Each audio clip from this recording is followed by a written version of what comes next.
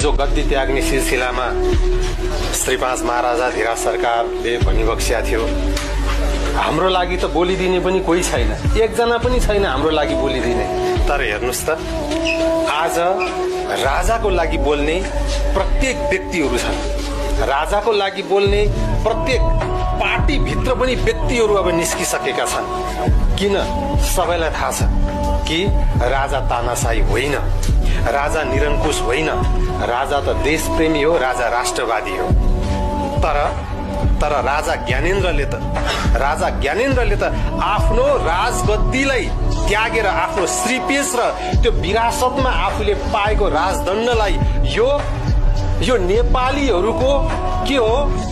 यो नेपालीहरूको नासो हो, यो देशको नासो हो, यो जनताको नासो हो। यो मैले जनतालाई नै दिएर गएको छु है, भनिबक्सेर गइबक्सेको हो नि।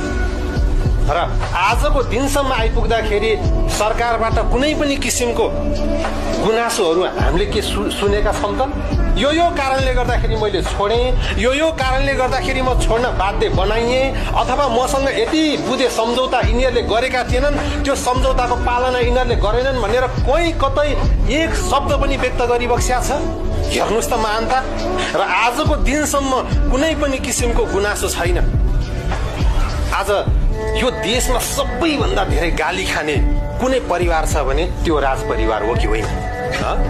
सबैभन्दा धेरै क्रिटिसाइज कसको हुन्छ?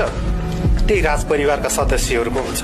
कुनै राज परिवारको एउटा सदस्यले पनि मिडियामा आएर या कुनै आफ्नो कुनै विशेष च्यानल मार्फत यो होइन त्यो होइन यो हो हामीले सुन्यौं, कुनै नेपालीहरूले सुनेका छैनन्। त्यो धैर्यतालाई हेर्नुहोस्, त्यो गम्भीरतालाई हेर्नुहोस्।